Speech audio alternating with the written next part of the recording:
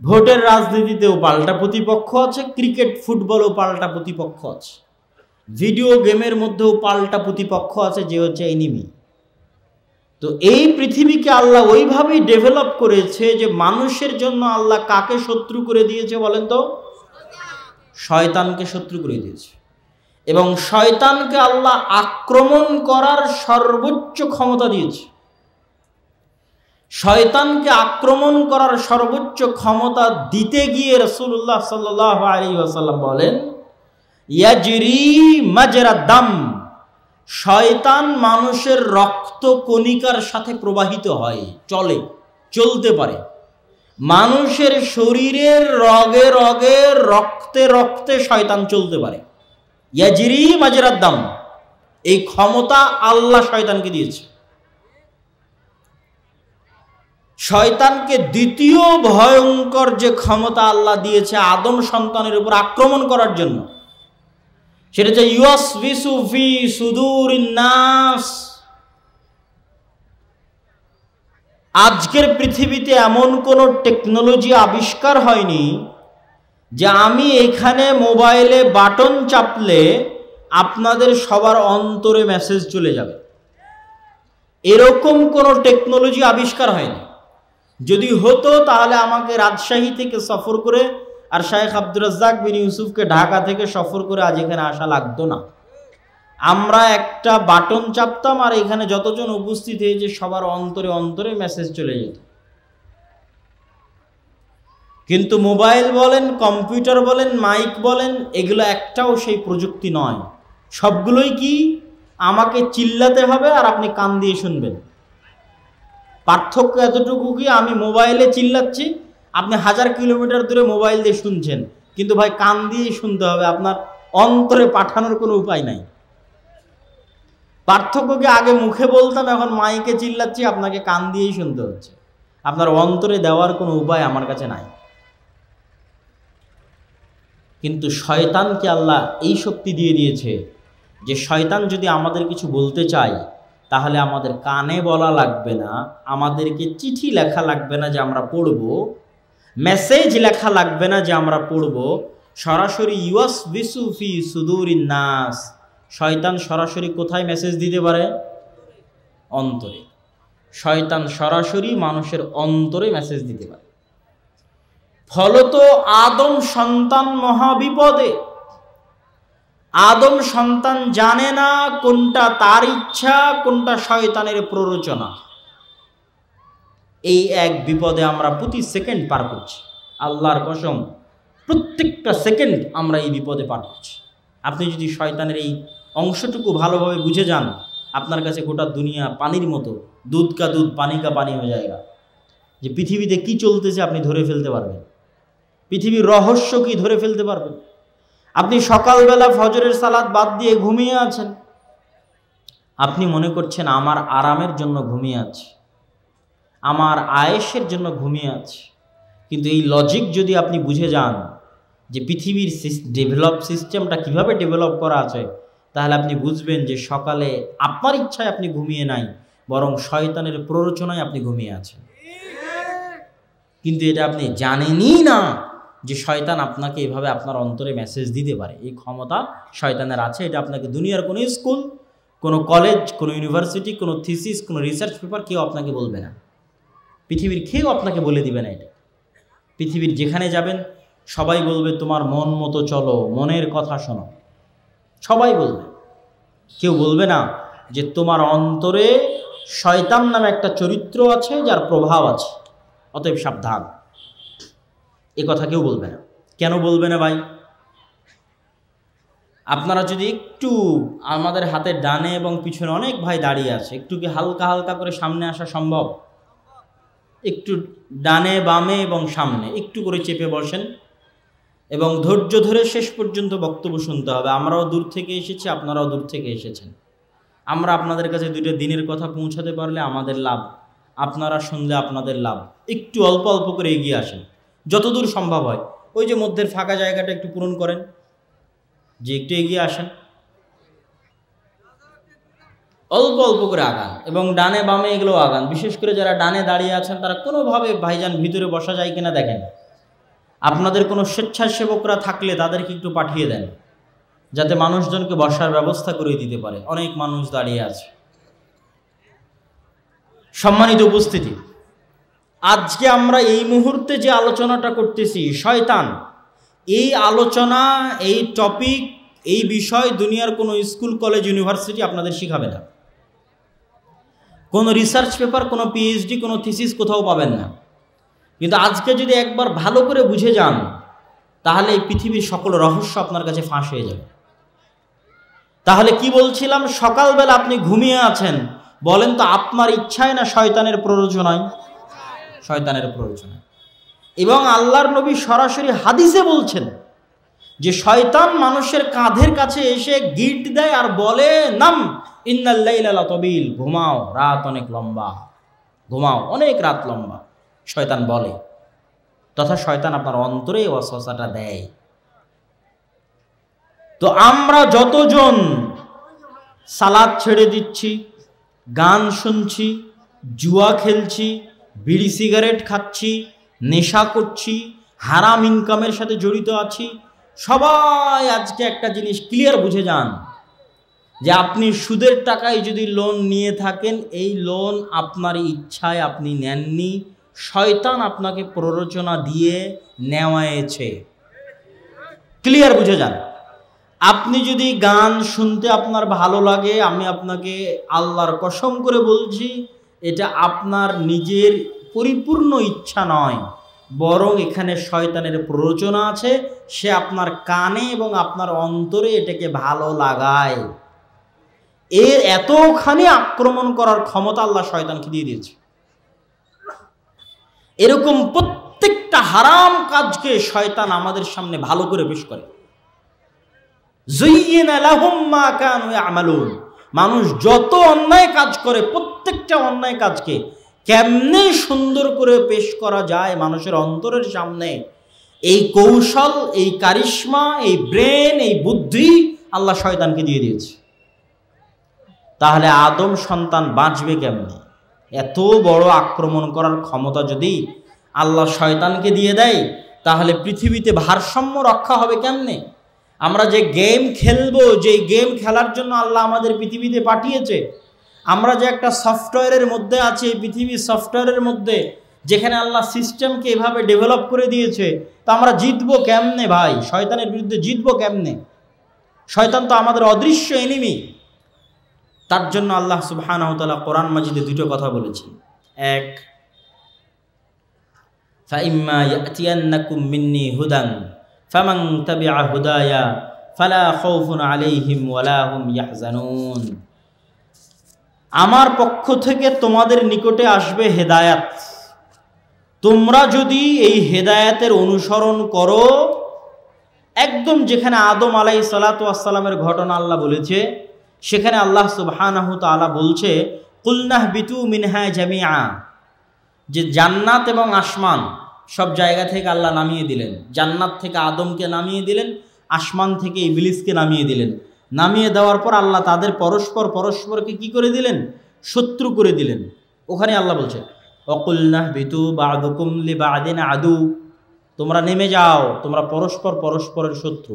এখান থেকে গেম শুরু, প্রতিযোগিতা শুরু, কিয়ামত পর্যন্ত এই প্রতিযোগিতা চলবে।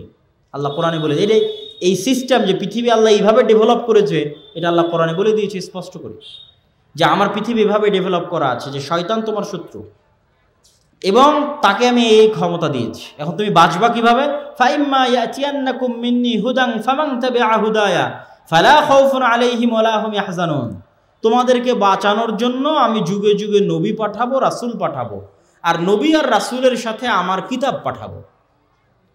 প্রত্যেক যুগে যারা আমার পাঠানো নবী, রাসূল এবং কিতাবের কথা মেনে নিবে, তাদের কোনো ভয় নাই, কোনো দুশ্চিন্তা নাই, শয়তান তাদের কোনো ক্ষতি করতে পারবে না। বলেন আল্লাহু আকবার। কিন্তু এই কোরআন থাকার পরেও, নবী থাকার পরেও মানুষ যেভাবে আল্লাহ শয়তানকে ক্ষমতা দিয়েছে, ভয়ঙ্কর লেভেলের ক্ষমতা, সেখানে মানুষ পথভ্রষ্ট হবে না? হবে না? বলেন হবে। যেখানে আমাদের আদি পিতা পথভ্রষ্ট হয়ে গেছে, তাকে শয়তান ভ্রান্ত পথে নিয়ে চলে গেছে, সেখানে আমরা তো করবই। আমাদের আদি পিতা যদি ভুল করে থাকে, আমাদেরও ভুল হবে। এই জন্য আল্লাহর পক্ষ থেকে যুদ্ধে জিতার জন্য আল্লাহর পক্ষ থেকে ছাড়, অফার, যে এইটা হলো আমার লজিক, এই লজিকে তোমরা যুদ্ধ করো। আমি শয়তানকে দিয়েছি এই ক্ষমতা, তোমাদের জন্য দিয়েছি নবী রাসূল কিতাব, লড়তে থাকো। তারপরও তোমাদের জন্য বিশেষ অফার, আমি আল্লাহ তোমাদের জান্নাতে নিয়ে যেতে চাই, আর শয়তান তোমাদেরকে জাহান্নামে নিয়ে যেতে চায়। শয়তানের ওয়াদা এবং শয়তানের শপথ হচ্ছে শয়তান আমাদেরকে জাহান্নামে নিয়ে যাবে। শয়তানের ওয়াদা কি? শয়তান বলছে ওয়ালা উদিল্লান্নাহুম ওয়ালা উমান্নিয়ান্নাহুম ওয়ালা আমুরান্নাহুম, অবশ্যই আমি আদম সন্তানকে পথভ্রষ্ট করব, যে কোনো মূল্যে আমি আদম সন্তানকে পথভ্রষ্ট করব। এটা হচ্ছে শয়তানের ওয়াদা। তো এখন আল্লাহ তার শয়তানের বিপরীতে গিয়ে আল্লাহ একটা চ্যালেঞ্জ করে দিলেন যে শয়তান নিয়ে যেতে চায় জাহান্নামে, আল্লাহ নিয়ে যেতে চান কোথায় বলেন তো? জান্নাত। এই জন্য আল্লাহর পক্ষ থেকে অফার মানুষের জন্য, পৃথিবীর সকল মানুষের জন্য, যে শয়তান রাত দিন 24 ঘন্টা পরিশ্রম করে তোমাদেরকে দিয়ে যা গুনাহ করাবে এবং করিয়েছে, এখন পর্যন্ত করিয়েছে, তোমার মরা পর্যন্ত করাবে, আমার কিতাব থাকার পরেও, আমার রাসূল থাকার পরেও, রাসূলের হাদিস থাকার পরেও তোমাদেরকে দিয়ে 24 ঘন্টা পরিশ্রম করে যা গুনাহ করাবে, সকাল থেকে সন্ধ্যা পর্যন্ত, জন্ম থেকে মৃত্যু পর্যন্ত, তোমরা যদি আমার নিকটে একবার ক্ষমা চাও, আমি আল্লাহ শয়তানের সকল পরিশ্রম বাতিল করে দিয়ে তোমাদেরকে ক্ষমা করে দেব। এটাই হলো আল্লাহর পক্ষ থেকে অফার। ক্ষমার রাস্তা উন্মুক্ত। শয়তান চেষ্টা করবে মাথার ঘাম পায়ে ফেলে আপনাকে জাহান্নামে নিয়ে যাওয়ার জন্য, ভুল হবে, কিন্তু আপনার জান্নাতে যাওয়ার সহজ রাস্তা কি? ক্ষমা, তওবা, সাধ্য অনুযায়ী কোরআন এবং হাদিস মেনে চলা, আর আল্লাহর কাছে তওবা ইস্তেগফার করতে থাকা। কেননা শয়তানের সাথে আপনি যুদ্ধে পরিপূর্ণ জিততে পারবেন। আল্লাহ দয়া করে আমাদের জন্য এই ছাড় দিয়ে রেখেছে, শয়তান তোমাদের ভুল করাবে, তোমরা ক্ষমা চাও, আমার ক্ষমার দরজা কিয়ামত পর্যন্ত, তোমাদের শ্বাস তোমাদের কণ্ঠনালীতে আসার আগ পর্যন্ত তোমাদের জন্য ক্ষমার দরজা উন্মুক্ত।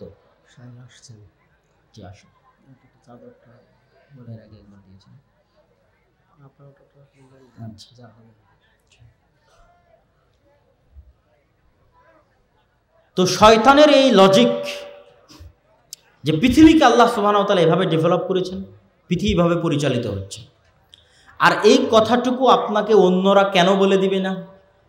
এই জন্য বলে দিবে না যে মানুষ যদি একবার শয়তানের সাথে যুদ্ধ শুরু করে, কেননা এই জ্ঞানটুকু থাকলে না যুদ্ধ শুরু হবে, আর এই জ্ঞানটুকু না থাকলে তো আপনি অস্ত্র আত্মসমর্পণ করে দিলেন। কিভাবে আপনাকে বলি, আপনারা যারা আজকে এখানে যতজন উপস্থিত আছেন, তারা যদি মনে করেন যে আপনি আপনার মনের আনন্দের জন্য গান শুনছেন, তাহলে আপনি ভাই যুদ্ধ ছাড়া অস্ত্র সমর্পণ করে দিয়েছেন। যুদ্ধ ছাড়া কি করেছেন বলেন তো? একটু কথা বলতে হবে। যুদ্ধ ছাড়া কি করেছেন? অস্ত্র সারেন্ডার করেছেন শয়তানের সামনে। যদি আপনি মনে করেন যে আপনার প্রশান্তির জন্য আপনি শুনছেন, আপনি আপনার প্রয়োজনে খুব দরকার এই জন্য আপনি সুদের ঋণ, লোনের টাকায় আপনি বাড়ি বানিয়েছেন, তাহলে আপনি আগেই অস্ত্র সমর্পণ করে দিয়েছেন।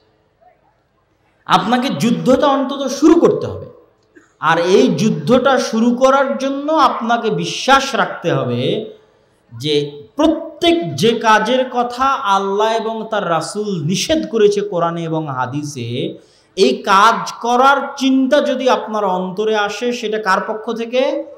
শয়তানের পক্ষ থেকে। কেননা এটাই যে কোন রাস্তায় গেলে আপনি গুলি খাবেন, আর কোন রাস্তায় গেলে মারামারি গন্ডগোল চলতেছে, কোন রাস্তায় গেলে পুলিশ আপনাকে ধরে নিবে, আর কোন রাস্তায় গেলে আপনি ডাকাতির শিকার হবেন, এটা তো instruction.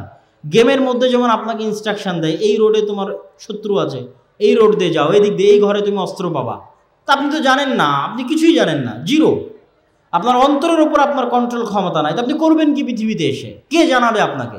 This is the instruction. এখানে আপনাকে দিক নির্দেশনা দিবে, দেখো এটা শয়তানের, সাবধান, এটা শয়তানের। নিবেন একটা উদাহরণ দিয়ে আল্লাহ কোরআনে বলছে, ইন্নামাল খামরু ওয়াল মাইসিরু ওয়াল আনসাবু ওয়াল আজলাম রিজসুম মিন আমালিশ শাইতান। কোরআনে লেখা আছে, মানে আপনাকে ইনস্ট্রাকশনে লিখে দিয়ে পাঠানো আছে যে মদ, জুয়া, মূর্তি পূজা কার কাজ? ইনস্ট্রাকশনে লেখা আছে যে এই মদ, জুয়া এবং মূর্তি পূজার রাস্তায় যদি হাঁটো, তাহলে এটা কার রাস্তা? শয়তানের রাস্তা, তুমি বিপদে পড়ে যাবা। শয়তান তোমাকে ফাঁসিয়ে দিবে, সাবধান। তো আপনাকে অন্তত যুদ্ধটা স্টার্ট করতে হবে, শুরু করতে হবে। আপনি যদি বিড়িখোর হয়ে থাকেন, বিড়ি সিগারেটের নেশা থেকে থাকে, তাহলে আপনাকে প্রত্যেকটা বিড়ি খাওয়ার সময় মনে করতে হবে যে এই বিড়ি খাওয়ার প্ররোচনা আপনাকে কে দিচ্ছে? শয়তান দিচ্ছে। তাহলে অন্তত যুদ্ধটা শুরু হবে। নাহলে তো আপনি অস্ত্র, বিনা যুদ্ধে অস্ত্র সমর্পণ করে দিয়েছেন। তারপরে আপনি 1000 বিড়ি খান, কিন্তু এটা মনে করে খান আপনাকে খাওয়াচ্ছে কে? শয়তান। আপনি যখন কোনো মেয়ের সাথে অবৈধ সম্পর্কে লিপ্ত আছেন, তখন আপনাকে কি মনে রাখতে হবে? এটা করাচ্ছে কে? তারও অন্তরে প্ররোচনা দিচ্ছে শয়তান, আপনার অন্তরেও প্ররোচনা দিচ্ছে শয়তান। তাহলে যুদ্ধ শুরু হবে। আপনার ব্রেনে কাজ করবে যে আমি আর কতক্ষণ শয়তানের গোলামি করব, আর কতক্ষণ শয়তানের দাসত্ব করব। পৃথিবীতে মানুষ দুই প্রকারের, বাইরে কোনো মানুষ নাই। হয় ইবাদুর রহমান, না হয় ইবাদুর শয়তান। হয় আল্লাহর গোলাম, না হয় শয়তানের গোলাম। আর পৃথিবীর এই যে লক্ষ লক্ষ মানুষ, সারা পৃথিবী, ইউরোপ, আমেরিকা, চায়না, এদেরকে শয়তান পাগল বানিয়ে রেখেছে। গোটা পৃথিবীর মানুষকে শয়তান কি বানিয়ে রেখেছে? পাগল বানিয়ে রেখেছে। তাদের কাছে এই লজিক কেউ কোনোদিন তুলেও ধরে না, কেউ কোনোদিন বলেও না, তারা জানেও না। সব শয়তানের গোলাম। এদের অন্তরগুলো কার কন্ট্রোলে আছে? শয়তানের কন্ট্রোলে। সুতরাং পৃথিবীতে এরা বসবাস করছে গরু, ছাগল, কুকুর, শ্রীগালের মতো। কোনো লজিক নাই পৃথিবীতে বসবাস করার, কোনো উদ্দেশ্য নাই। সুতরাং শয়তান সাকসেসফুল। মাত্র যাদের কাছে কোরআন আছে, একমাত্র এই অন্ধকার থেকে বের করতে পারবে কোরআন। কোরআনে এগুলো বলে দেওয়া আছে, পৃষ্ঠায় পৃষ্ঠায়, পাতায় পাতায় বলা আছে, ইন্নাশ শাইতানা লাকুম আদুউম মুবিন। এই মানুষেরা, শয়তান তোমাদের সবচেয়ে বড় শত্রু। লা তাত্তাবিউ খুতুওয়াতিশ শাইতান। এই মানুষেরা তোমরা শয়তানের পদাঙ্ক অনুসরণ করিও না। কত নিবেন এরকম আয়াত পবিত্র কোরআনে? অসংখ্য আয়াত। কোরআন পাঠানোই হয়েছে শয়তানের বিরুদ্ধে, নবী রাসূল পাঠানোই হয়েছে শয়তানের বিরুদ্ধে। এই জিনিসটা আমাদের ফিল করতে হবে যে কোরআন এসেছে কার বিরুদ্ধে? বলেন তো, একটু জোরে বলেন, কার বিরুদ্ধে এসেছে কোরআন? নবী রাসূল এসেছে কার বিরুদ্ধে? শয়তানের বিরুদ্ধে। পুরো ইসলাম কার বিরুদ্ধে? শয়তানের বিরুদ্ধে। এটা হচ্ছে পুরো ইসলামের সারমর্ম, আপনাকে বলে দিলাম। এবং এই সারমর্মের অসংখ্য দলিল দিতে পারবো। রাসূলুল্লাহ সাল্লাল্লাহু আলাইহি ওয়াসাল্লাম বলছেন, ইযা কালা আহাদুকুম ওয়া লাম ইয়াযকুর ইসমাল্লাহ, যখন তোমাদের কেউ খায় আর বিসমিল্লাহ না বলে, ইয়াকুলু মাআহু শাইতান, তার সাথে কে খায়? শয়তান খায়।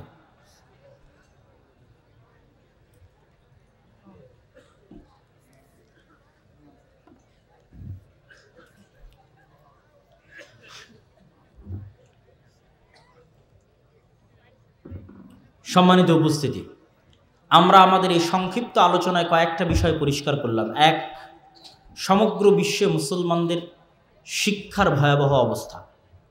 ইউরোপ, আমেরিকা থেকে শুরু করে, আরব বিশ্ব থেকে শুরু করে, বাংলাদেশের মতো তৃতীয় বিশ্বের কান্ট্রি থেকে শুরু করে, আপনাদের গ্রামের মসজিদ পর্যন্ত কোথাও শিক্ষার কোনো গুরুত্ব নাই। দ্বিতীয়ত, আমরা আপনাদের সামনে তুলে ধরলাম কোরআনের কি ভূমিকা থাকতে পারে একটা সমাজে, এবং আমাদের জন্য কোরআন বুঝা এবং পড়া কেন জরুরি। যতদূর আমার পক্ষে সম্ভব হয়েছে আমি ফুটিয়ে তোলার চেষ্টা করেছি। বক্তব্যের শেষে আপনাদের কাছে উদাত্ত আহ্বান জানাতে চাই যে আপনাদের মসজিদগুলোতে যদি দিন শিক্ষার ব্যবস্থা থেকে না থাকে, কোরআন শিক্ষার ব্যবস্থা থেকে না থাকে, তাহলে কমিটিকে বাধ্য করতে হবে দিন এবং কোরআন শিক্ষার ব্যবস্থা করার জন্য, অথবা কমিটিকে বাধ্য করতে হবে পদত্যাগ করার জন্য। তবুও মসজিদে দিন এবং কোরআন শিক্ষার ব্যবস্থা করতে হবে। দ্বিতীয়ত, মসজিদে যদি অর্থের সংকট মনে হয়, তাহলে মসজিদের টাইলস আর এসি আর ফ্যান বাজারে বিক্রি করে দিয়ে মসজিদে কোরআন শিক্ষা চালু করতে হবে। তবুও মসজিদে দিন এবং কোরআনের শিক্ষার ব্যবস্থা করতে হবে শতভাগ মুসলমানের কাছে দিনের জ্ঞান পৌঁছে দেওয়ার জন্য। এবং আমরা আল জামিয়া সালাফিয়ার পক্ষ থেকে এই উদ্যোগ নিয়ে কাজ করতেছি সারা দেশে। আপনারা যে যেভাবে পারেন এটার সাথে সম্পৃক্ত হয়ে আপনাদের মসজিদগুলোতে আমাদের সিলেবাস অনুযায়ী এবং আমাদের শিক্ষক ট্রেনিংয়ের মাধ্যমে শক্তিশালী মজবুত দিন শিক্ষার দুর্গ হিসেবে গড়ে তোলার জন্য প্রত্যেকটা মসজিদকে আপনাদের প্রতি আমি উদাত্ত আহ্বান জানাচ্ছি। পাশাপাশি আগামী 2রা ফেব্রুয়ারি সম্ভবত আল জামিয়া সালাফিয়া তেঘরা বিরল দিনাজপুরে সালাফি কনফারেন্স আছে। সেই সালাফি কনফারেন্সে আপনাদের স্বতঃস্ফূর্ত অংশগ্রহণ করার জন্য উদাত্ত আহ্বান জানাই।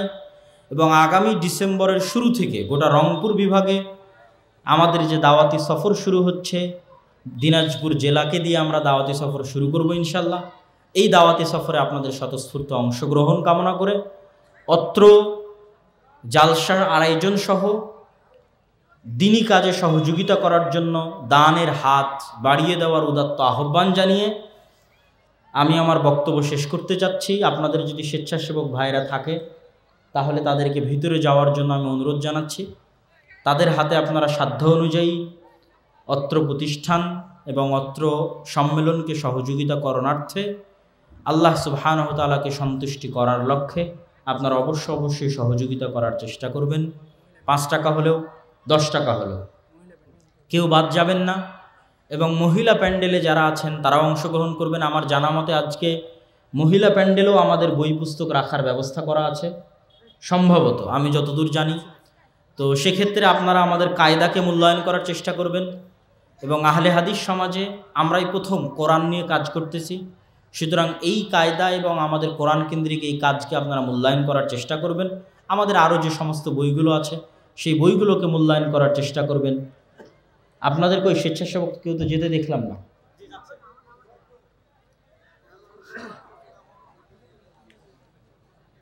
এত দেরি করলে তো হবে না। তো আমরা আপনাদেরকে আরও কয়েকটি বিষয় জানিয়ে রাখি এই স্বল্প সময়ের মধ্যে। আল জামিয়া আস-সালাফিয়া রূপগঞ্জ নারায়ণগঞ্জে আমাদের সালাফি কনফারেন্স আছে 7 এবং 8ই মার্চ। এবং প্রত্যেক প্রতিষ্ঠানে ভর্তির সময় দেওয়া আছে 1 জানুয়ারি।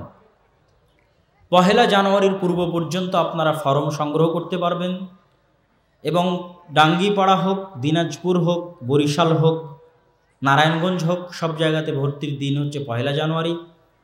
পাশাপাশি আমরা প্রত্যেকটি শাখায় আমাদের শিক্ষার মান সুনিশ্চিত রাখতে এখন পর্যন্ত অন্য আরও 10টি 15টি 20টি প্রতিষ্ঠানের চাইতে আমরা সক্ষম হয়েছি এবং এগিয়ে আছে, এটা আমরা দাবি করে বলতে পারি। উদাহরণ হিসেবে আপনাদের সামনে জামিয়া সালাফিয়া ডাঙ্গিপাড়ার কথাটি রাখতে পারি, যেখানে শুধু দেশি নয় বিদেশি শিক্ষকগণ অবস্থান করে থাকেন। ভারতের আহলে হাদিসদের সবচেয়ে বড় প্রতিষ্ঠান জামিয়া সালাফিয়া বানারসের সিনিয়র মুহাদ্দিসগণ সেখানে শিক্ষকতা করে থাকেন, যারা মাঝে মধ্যে আপনাদের জামিয়া সালাফিয়া তেঘরা বিরল দিনাজপুরেও আসেন এবং এখানেও মাঝে মধ্যে খণ্ডকালীন শিক্ষক হিসেবে ক্লাস নেওয়া এবং শিক্ষকদের তদারকি করে থাকেন। পাশাপাশি মদিনা ইসলামী বিশ্ববিদ্যালয় থেকে 3 জন শিক্ষক 10 দিনব্যাপী জামিয়া সালাফিয়াতে দার্স দিয়ে গেছেন।